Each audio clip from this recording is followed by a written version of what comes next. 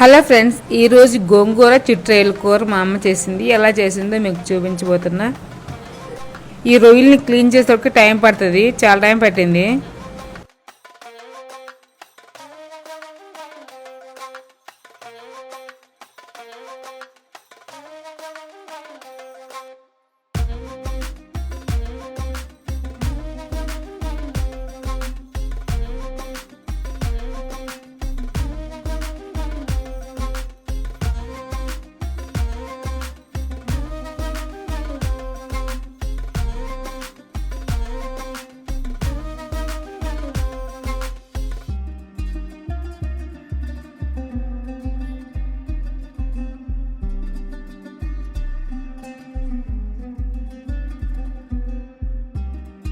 ఇలా రొయ్యల్ని క్లీన్ చేసుకోవాలి.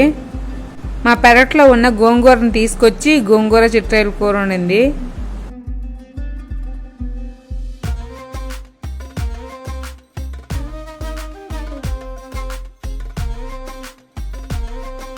చూసారా, మా అమ్మ చుట్టూ చీరలు కట్టి సెంటర్లో గోంగూర వేసింది, కోళ్ళు ఏం రాకుండా.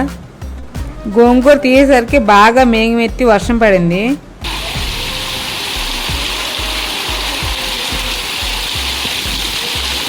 గోంగూరని బాగా కడిగి తపేల్లో వేసి స్టవ్ మీద పెట్టి మగ్గబెట్టింది.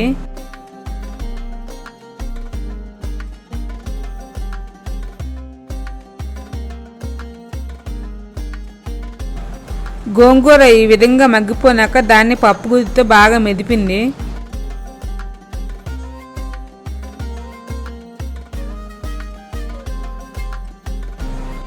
ఇప్పుడు ఈ కూరలోకి ఉల్లిపాయలు, పచ్చిమిరపకాయలు, టమాటాలు కోసుకుంది.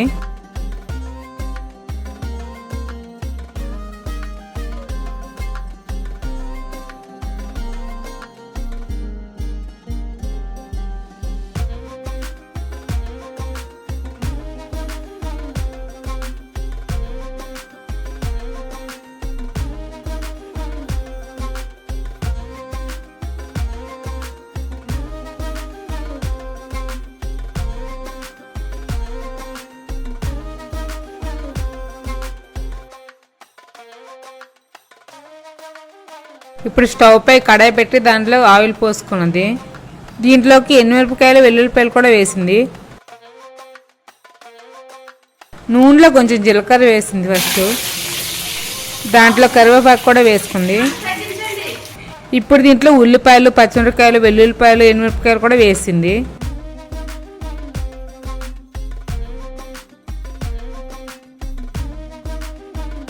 కొంచెం లైట్గా వేగినాక దాంట్లో టమాటా ముక్కలు వేసుకుంది. ఇప్పుడు దానికి తగ్గట్టు ఉప్పు వేసుకొని మూత పెట్టుకుంది. మూత తీసి బాగా స్మాష్ చేసి దాంట్లో కారం కూడా వేసుకుంది. దానికి తగ్గట్టు కారం వేసినాక ఈ విధంగా అంతా బాగా కలుపుకున్నాక దీంట్లో గోంగూర వేసుకోవాలి. ఇలా గోంగూర అంతా వేసుకొని బాగా కలుపుకోవాలి. అంతా కలిపినాక దీంట్లో రొయ్యలు వేయాలి.